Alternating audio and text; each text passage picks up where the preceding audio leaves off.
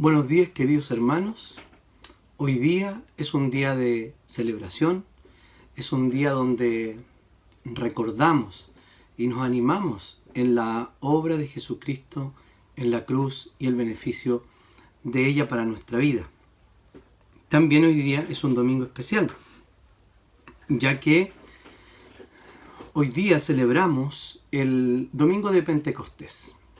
Es el domingo donde celebramos la venida del Espíritu Santo, la venida allí donde estaban esos 120 reunidos y recibieron el Espíritu Santo como un cumplimiento a la profecía de Joel y también en cumplimiento a lo que había profetizado el propio Señor Jesucristo en varios eventos y en varios discursos que podemos ver registrados en los evangelios.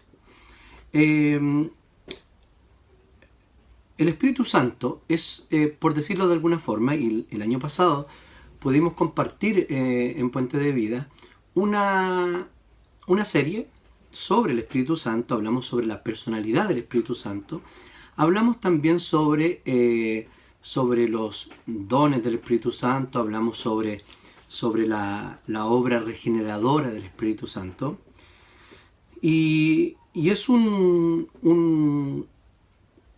es la persona de la Trinidad que muchas veces nosotros tenemos un concepto algo errado acerca de él. ¿A qué me refiero? A que creemos que es una especie de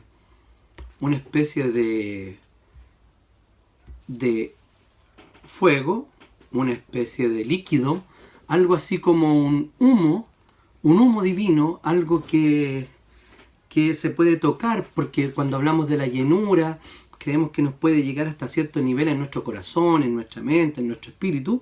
Sin embargo, el Espíritu Santo es una persona y vino a habitar de manera especial y de manera distinta a como lo hacía en el Antiguo Testamento.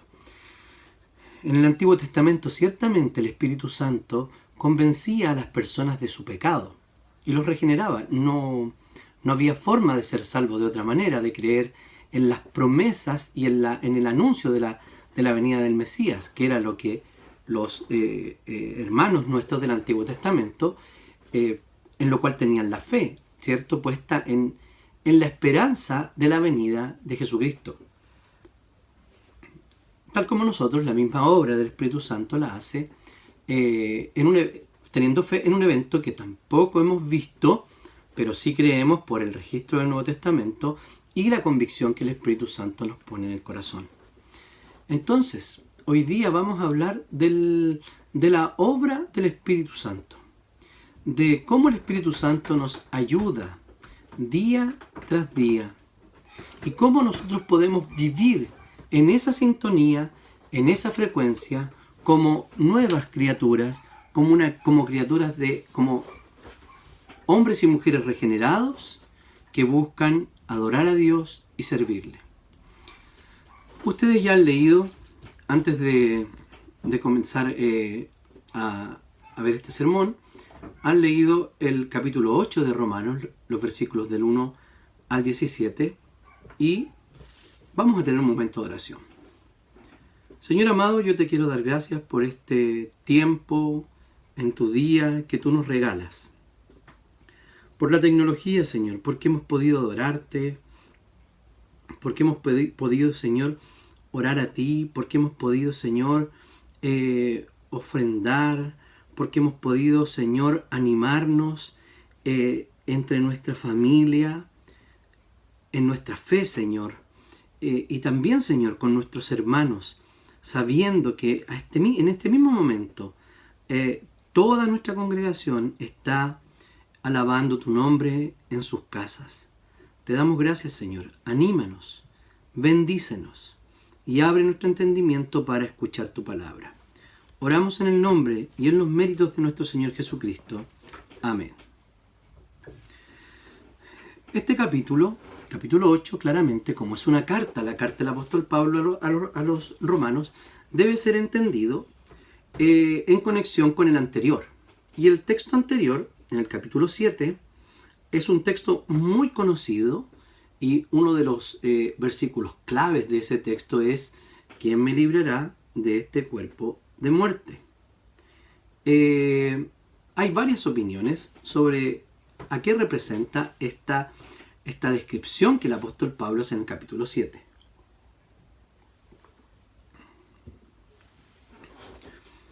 Bien, yo tengo la convicción de que el capítulo 7 nos está hablando acerca del conflicto, acerca de la batalla que cada cristiano día tras día tiene que dar en contra del pecado. Aunque ya no somos esclavos del pecado, sí aún nuestra naturaleza pecaminosa tiene la intención de dominar. Sin embargo, ella está ya transformada, destruida. Entonces esa naturaleza pecaminosa llamada concupiscencia también por Santiago, o en otros textos, literalmente en los textos paulinos se le llama carne, no como cuerpo, sino como naturaleza pecaminosa. El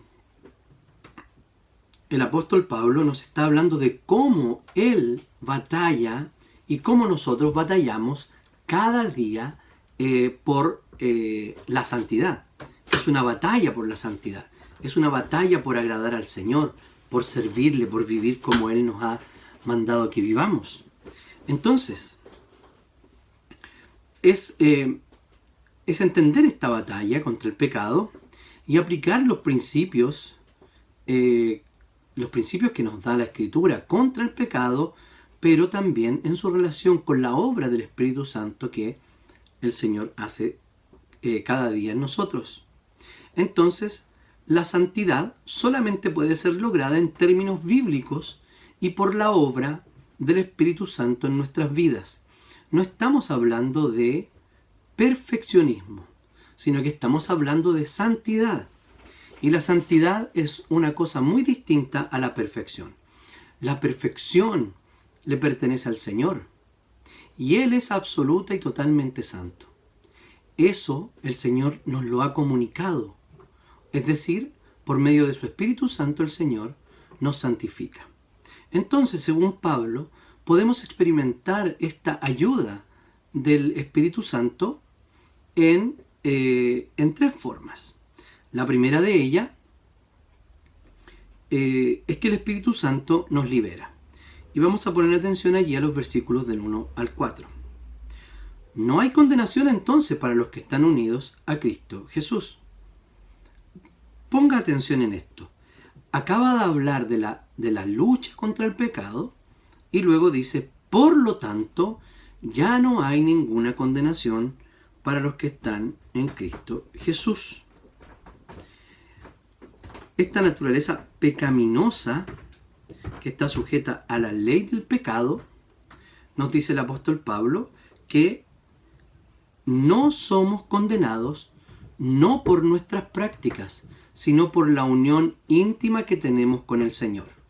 Entonces, esta unión con Cristo, solo la pueden experimentar los que han sido liberados por el Espíritu Santo del Espíritu Santo, de la ley, del pecado y de la muerte. Para Pablo, la no condenación o la liberación de nosotros del pecado no significa solamente ser liberados de la culpa, sino también somos liberados de las consecuencias, es decir, tanto de la culpa como de la condena, pero también somos liberados del poder esclavizante del pecado. Hay que hacer ahora una distinción entre lo que el apóstol Pablo llama de justificación y santificación. Es una distinción que debemos hacer, pero no son dos cosas totalmente separadas. Calvino, en su libro de la institución de la religión cristiana, dice lo siguiente: así como Cristo no puede ser dividido, del mismo modo son inseparables estas dos bendiciones que recibimos conjuntamente en Él. Lo que Pablo entonces está diciendo de que los que están en Cristo, de modo judicial, habiéndose quitado la culpa, ¿cierto?, de sus pecados y también habiendo sido liberados espiritualmente de la muerte, el Espíritu Santo hoy día es el que domina su vida, es el que guía su vida. Por lo tanto, no hay, en consecuencia, ninguna condenación. Para ellos hay justificación y por ello hay salvación plena y gratuita. No es que el Señor nos haya salvado menos, sino que el Espíritu Santo del Señor ha aplicado juntamente estas bendiciones del Señor, que fueron posibles por la obra del Señor Jesucristo en la cruz. Podríamos decirlo así si lo vemos en una perspectiva trinitaria. El Padre es quien juzga y quien condena, pero también quien provee la solución y el pago por el pecado.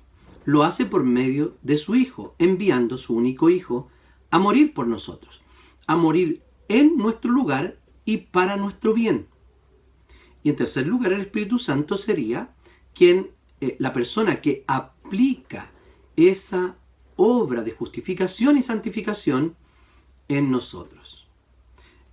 Son bendiciones del Señor que son gratuitas, que son absolutamente, no tienen un costo para nosotros, pero al Padre le costó al Hijo y al Hijo le costó su vida. Ninguna condenación incluye tanto la justificación, ¿cierto? Porque fuimos declarados justos ciertamente, como la santificación. Dios no nos declara justos solamente, sino que día tras día, por la acción de su Espíritu, nos hace más parecidos a su Hijo. Cristo ya pagó, cumplió la condena en nuestro lugar. En el versículo 2 podemos encontrar que dice que el Espíritu Santo nos libera por medio de Cristo. Dice así: pues por medio de Él, Jesús, la ley del Espíritu de vida me ha liberado de la ley del pecado y de la muerte.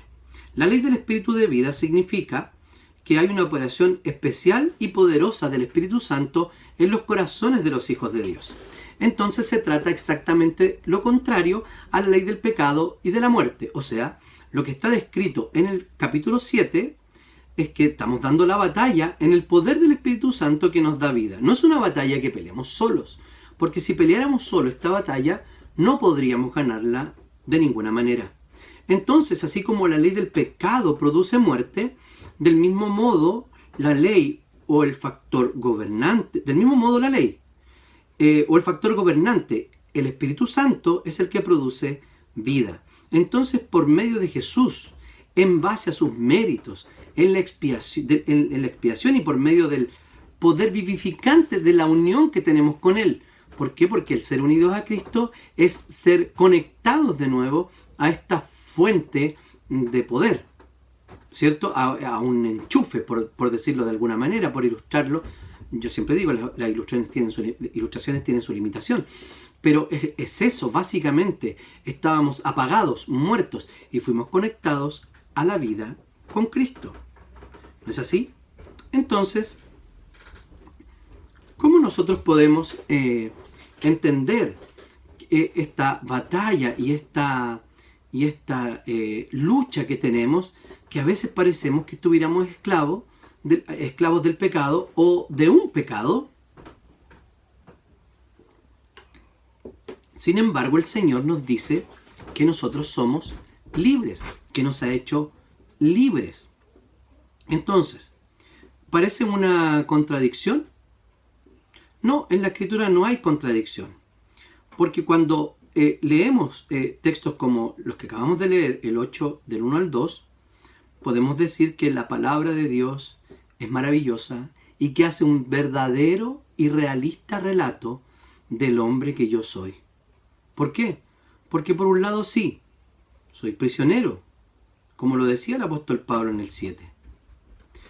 Pero el pecado no tiene el control absolutamente de nosotros. Y como todavía estamos en esa batalla, no podemos llevar una vida, ojo, absolutamente sin pecado. Porque por eso el Señor ha provisto de la confesión a Él para buscar su perdón, perdón que ya ha sido ganado en la cruz, y el Señor, que es justo y que es dadivoso y misericordioso, día tras día nos perdona, ¿cierto? Entonces por eso nosotros oramos en el Padre Nuestro: perdónanos nuestras deudas, como también nosotros hemos perdonado a nuestros deudores. Y el apóstol Juan en su primera carta nos dice: si afirmamos que no tenemos pecado, nos engañamos a nosotros mismos y no tenemos la verdad. Si confesamos nuestros pecados, Dios, que es fiel y justo, nos los perdonará y nos limpiará de toda maldad. Si afirmamos que no hemos pecado, lo hacemos pasar por mentiroso y su palabra no habita en nosotros.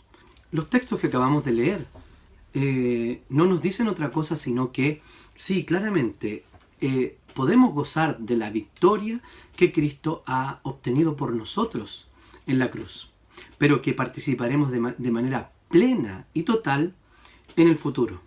El Señor, y esa esperanza, nos sostiene en todas nuestras luchas. La ley era incapaz para salvarnos y de santificarnos, y por eso vino Jesús. Los versículos 3 al 4. La palabra que aparece allí, porque, indica lo que Dios logró al enviar a su Hijo en la cruz. Según estos versículos, el 3 y el 4, este es el fundamento de la libertad del creyente mencionada en el versículo 2. La ley era incapaz de aportar este fundamento. Dice: la ley no pudo liberarnos porque la naturaleza pecaminosa anuló su poder. Por eso Dios envió a su propio Hijo en condición semejante a la nuestra, de pecadores, para que se ofreciera en sacrificio por el pecado. Así Dios condenó el pecado en la naturaleza humana, a fin de que las justas demandas de la ley se cumplieran en nosotros, que no vivimos según la naturaleza pecaminosa, sino según el Espíritu. Entonces, no es culpa de la ley, es culpa de la naturaleza pecaminosa, o sea, de la carne. La carne tenía la culpa. Entonces, ella se le hacía imposible obedecer a la ley de Dios. Entonces, de lo que la ley era incapaz, Dios lo logró por medio de Jesucristo. Él fue quien, al enviar a su Hijo al mundo a morir por los pecadores, satisfizo las demandas que Él mismo tenía de justicia, liberando de esta manera a los pecadores y también inundando sus corazones del amor de Dios y del deseo de hacer su voluntad. El Catecismo de Heidelberg, uno de nuestros símbolos de fe, preguntando si nosotros tenemos hoy día inclinación por el pecado, dice que no. ¿Por qué? Porque hemos sido renovados. Aquel que tiene inclinación como su inclinación primaria con el pecado, no una lucha, sino como inclinación primaria, es porque simplemente no ha sido regenerado. Y debería poner en cuestionamiento su conversión. Sin embargo, los que sí hemos sido regenerados y tenemos certeza de ello, no tenemos como principio motor, el que nos dinamiza, el que nos mueve, agradar a la naturaleza pecaminosa, sino desear, cumplir la voluntad de Dios, aunque no siempre claramente nosotros lo podamos lograr. Y Dios envió a su propio Hijo. O sea, el Señor envió el pago que Él quería que se hiciera, el que se merecía.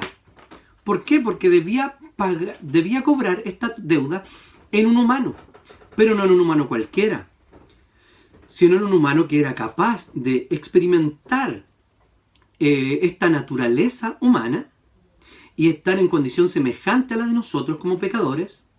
¿Por qué? Porque es una naturaleza debilitada por el pecado, y Cristo ciertamente experimentó en su condición de encarnación esta debilidad. Recordemos que Cristo, esto es un tema de cristología que no vamos a tocar ahora, pero Jesús muestra características de debilidad humana. Por ejemplo, el Señor se cansa, el Señor lloró, el Señor se lamentó sobre Jerusalén, etc. El cansancio y el dolor en el corazón por la muerte de su amigo, o por cómo estaba perdida la ciudad de Dios el pueblo de Dios, es lo que puede experimentar, lo que podía experimentar Jesús. Y también dice Hebreos que podía también ser tentado pero sin pecado. Entonces el Señor vino y Jesús fue sustitución de su pueblo delante de Dios para soportar su ira. Allí el capítulo 53 de Isaías nos dice: ciertamente Él cargó con nuestras enfermedades y soportó nuestros dolores, pero nosotros lo consideramos herido, golpeado por Dios y humillado. Él fue traspasado por nuestras rebeliones y molido por nuestras iniquidades. Sobre Él recayó el castigo, juicio de nuestra paz, precio de nuestra paz, y gracias a sus heridas fuimos sanados. Todos andábamos perdidos como ovejas, cada uno seguía su propio camino, pero el Señor hizo recaer sobre Él la iniquidad de todos nosotros.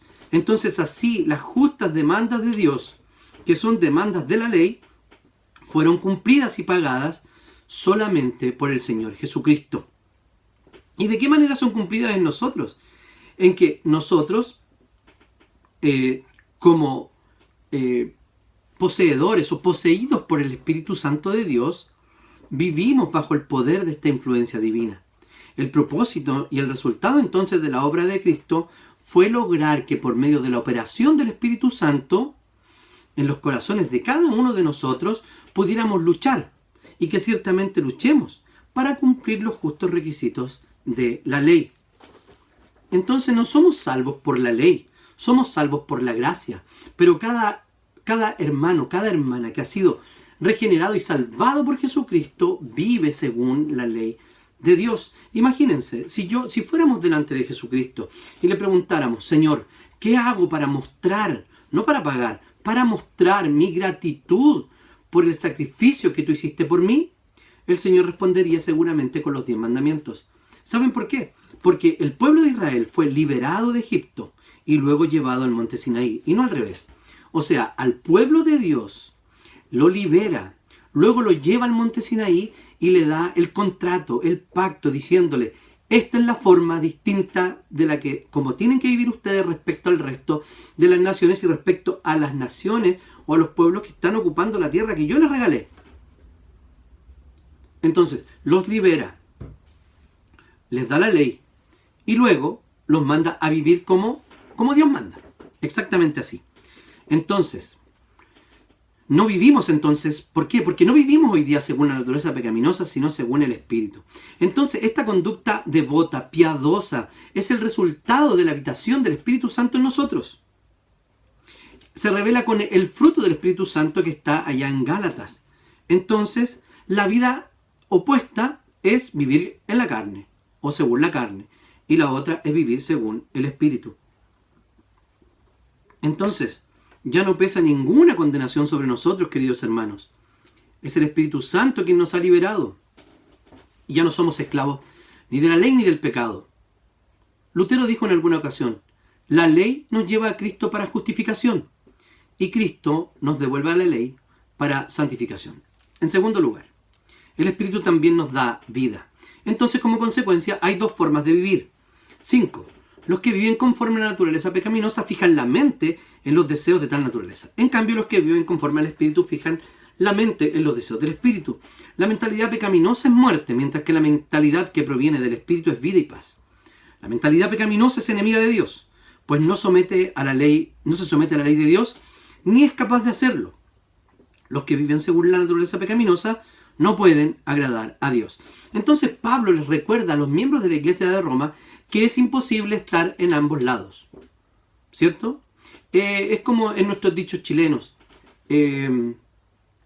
No se puede, o sea, hay algunos que quieren estar bien con Dios y con el diablo, ¿cierto? No. Con una pata adentro y una pata afuera. No. No se puede.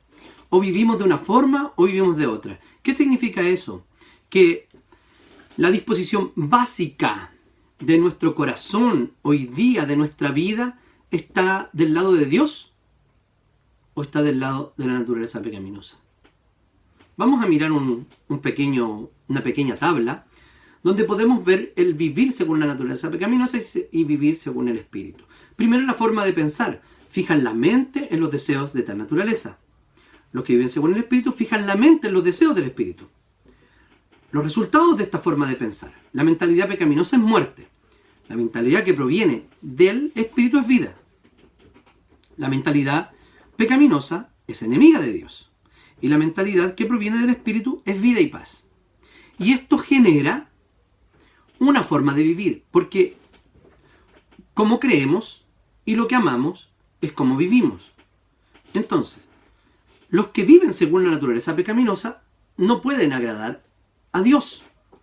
Y ahí está en rojo porque se desprende que los que viven según el Espíritu pueden agradar a Dios. Eso desprendemos del texto.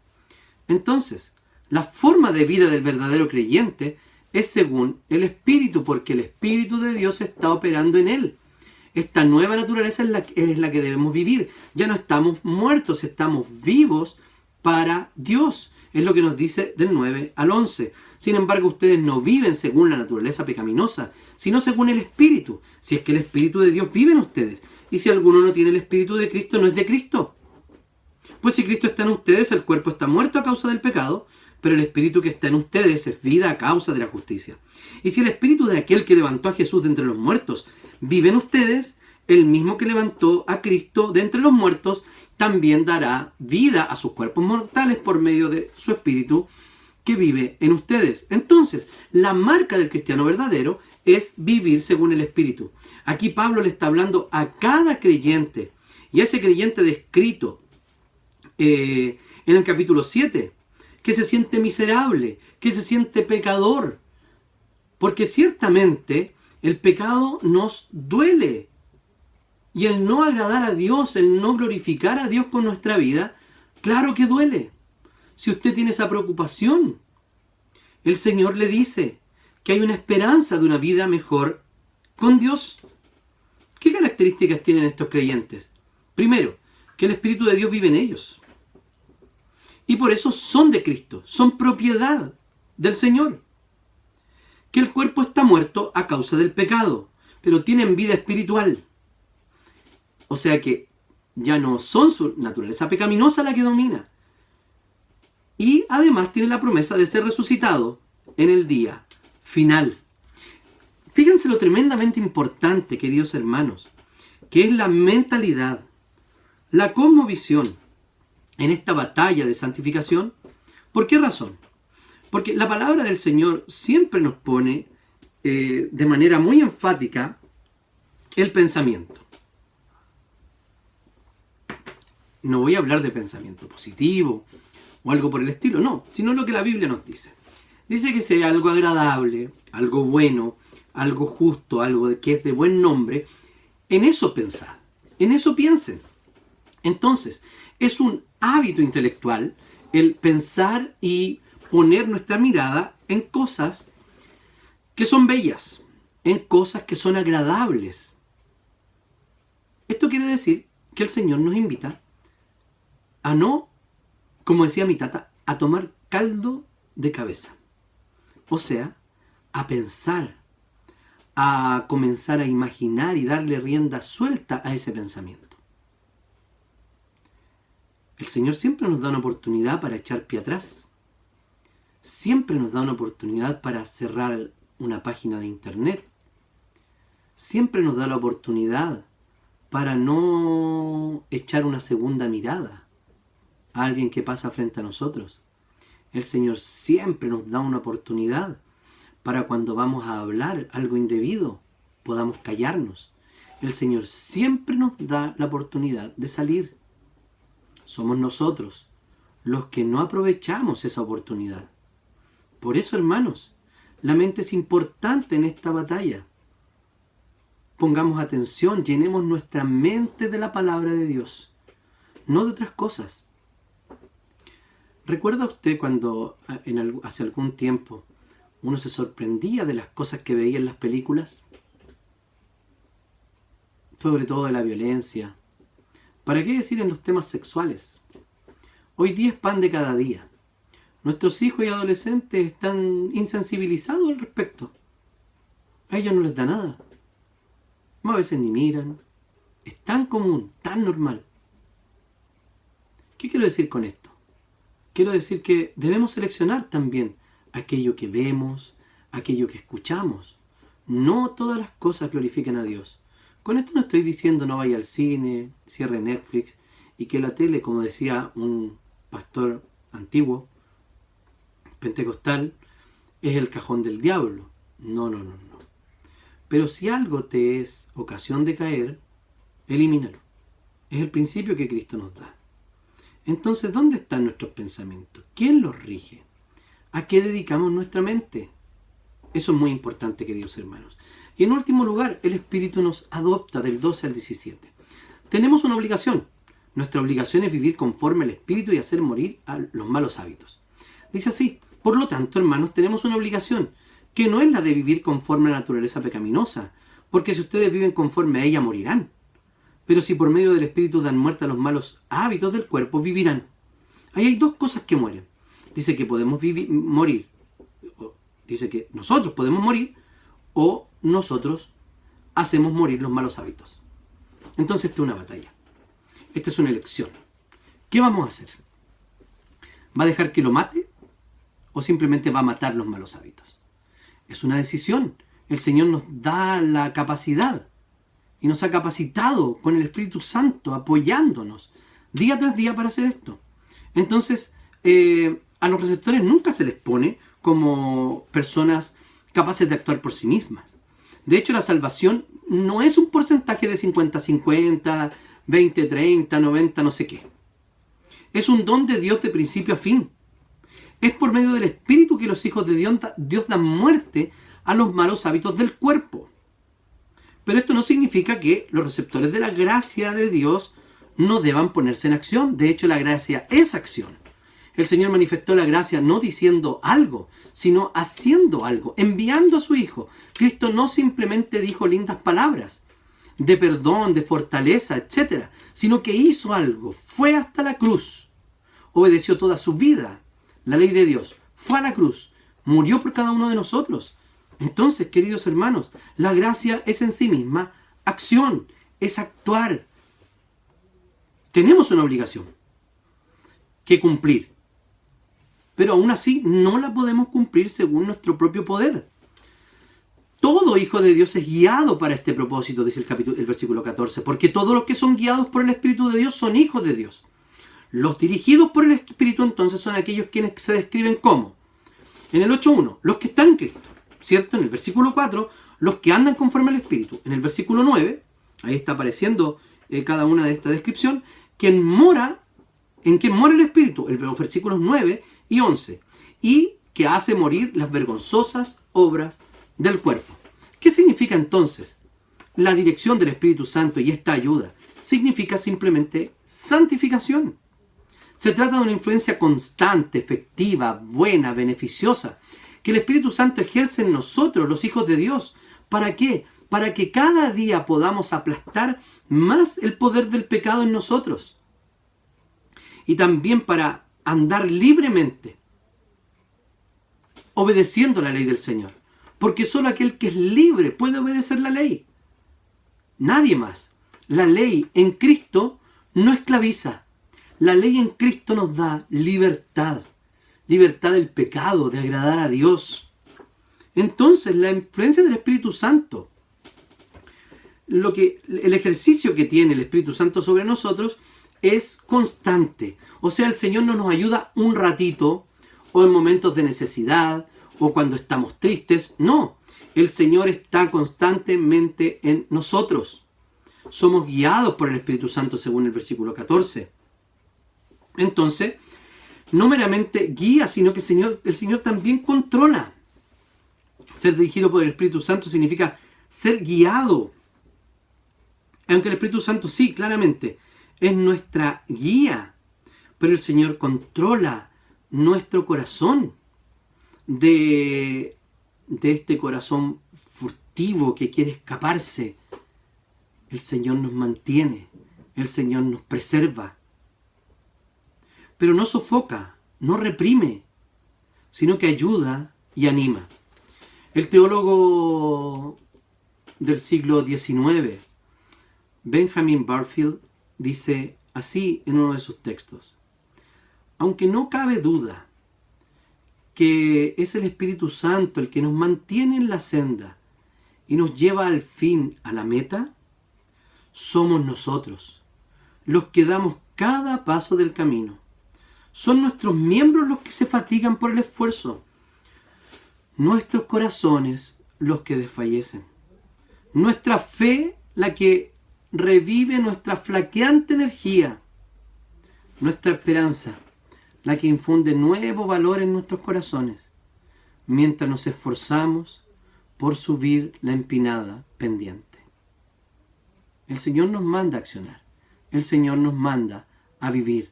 Por lo tanto, el pecado debe ser un accidente en nuestra vida y no una forma de vida, no algo con lo que nos identifiquemos. Nuestra identidad está en la unión con Cristo. No podemos definirnos como yo soy y ponga el pecado con el cual usted está luchando inmediatamente después.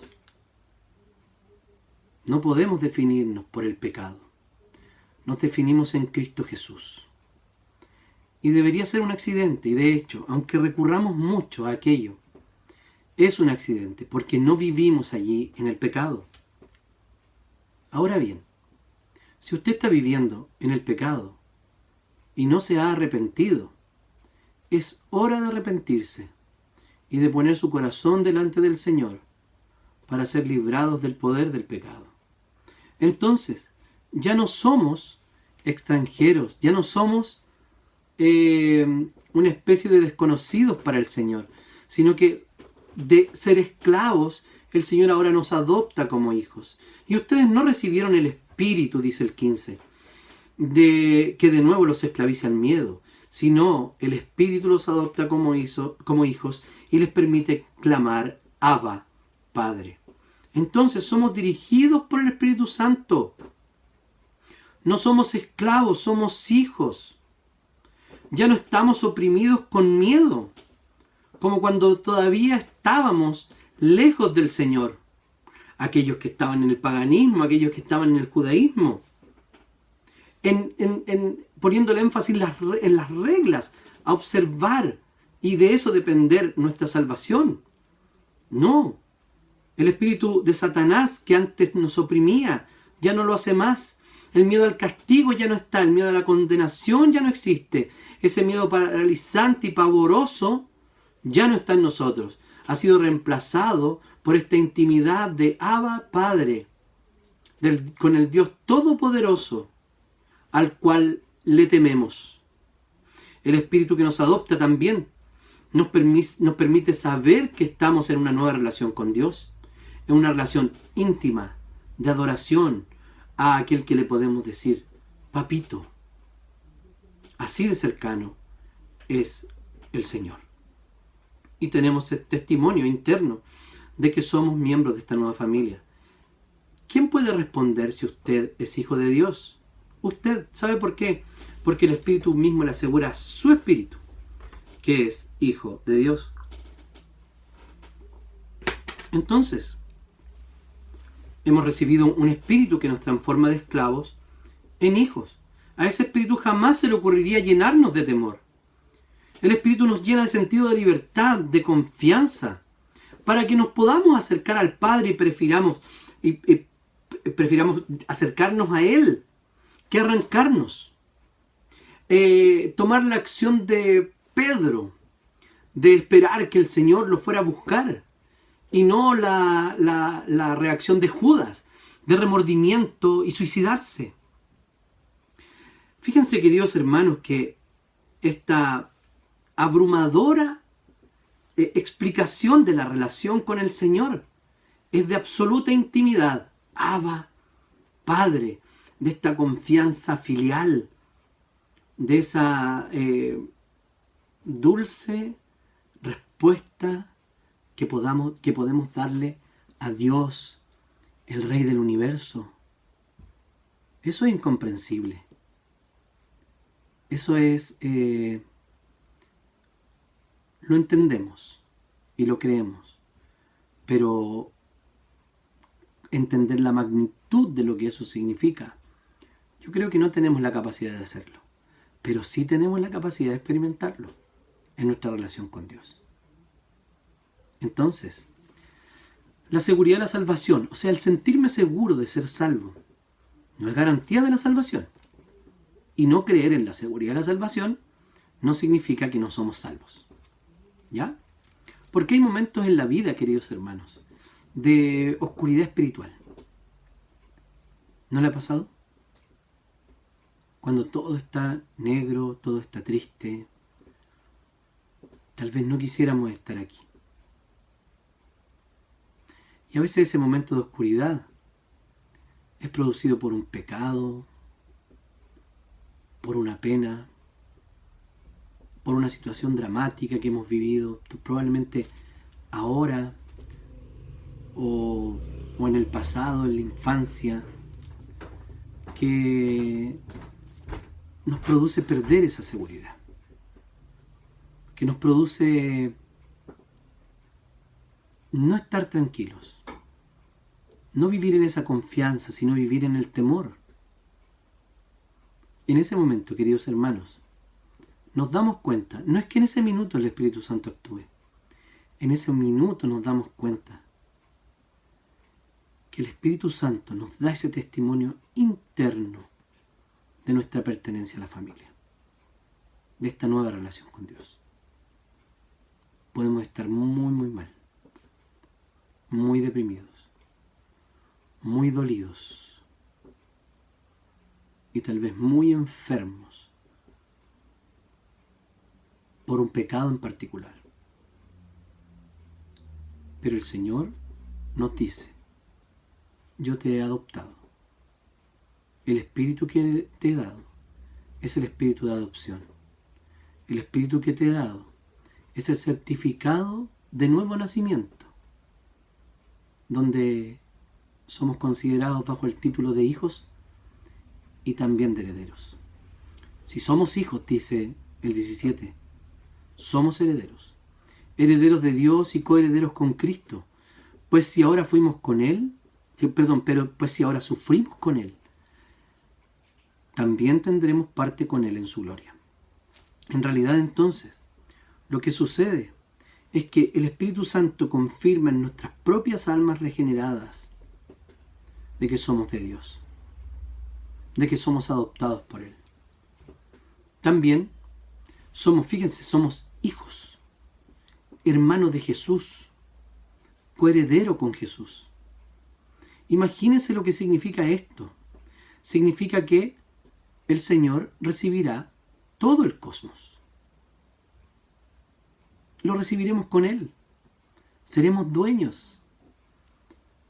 Nosotros pensamos en chiquitito, ¿cierto? ¿A cuántos les gustaría tener un terrenito en la playa? Una casita en la montaña, una cabaña no sé dónde, la casa propia, o lo que sea. Déjeme decirle que en el futuro todo el universo será de los hijos de Dios, porque seremos coherederos con Cristo. No será un terrenito, no será un huertito para suprimir mis necesidades, sino será todo el mundo hecho nuevo, para adorar a Dios allí y para desarrollar el plan de Dios de manera perfecta, siendo nosotros perfectos, siendo iguales a Cristo Jesús. Esa esperanza es maravillosa. Entonces, queridos, la libertad que tenemos para relacionarnos con Dios es producto de su propia obra, no nuestra. Entonces no desaproveche esa intimidad, la intimidad que tenemos con el Señor, a la intimidad que Él nos llama. El Espíritu Santo que nos ayuda, primero, recordemos, nos libera. Ya no tenemos ninguna condenación, ya no estamos encerrados, ya no tenemos culpa, no tenemos deuda, no pagamos nada.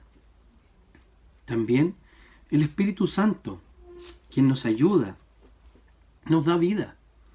Estábamos muertos, nos dio vida con Cristo, pero además nos promete que si morimos antes que el Señor venga, seremos resucitados juntamente con todos los demás, así como Cristo fue resucitado, recibiendo un renovado cuerpo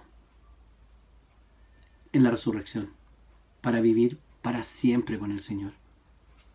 Y no solamente nos da vida, sino también nos adopta, nos hace sus hijos. El Espíritu Santo, el Padre, por medio del Espíritu, nos ha adoptado como sus hijos. Entonces, queridos hermanos, ¿podemos vivir en el Espíritu? Claro que sí. ¿Por qué? Porque el Espíritu de Dios vive en nosotros. Oremos al Señor. Señor amado, te damos muchas gracias por tu palabra. Te damos gracias, Señor, por este tiempo de comunión, este tiempo, Señor, de escucha de la palabra. Yo te pido que tú actúes en nuestros corazones, Señor.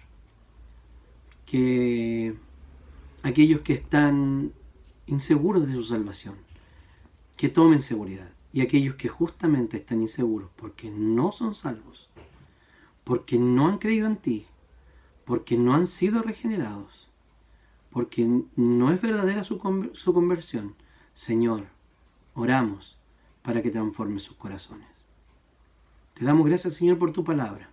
Queremos vivir según el Espíritu y no según la naturaleza pecaminosa. Gracias, Señor. Te bendecimos en el nombre y en los méritos de Jesús. Amén.